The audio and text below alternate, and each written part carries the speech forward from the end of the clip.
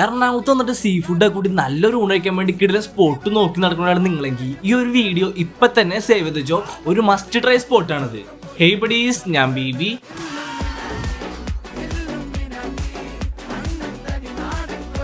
ഒരു വലിയ ട്രേയിൽ ഒരുപാട് സീ ഫുഡിന്റെ ഐറ്റംസ് ഒക്കെ ആയിട്ട് നമ്മുടെ മുമ്പിലേക്ക് വരും.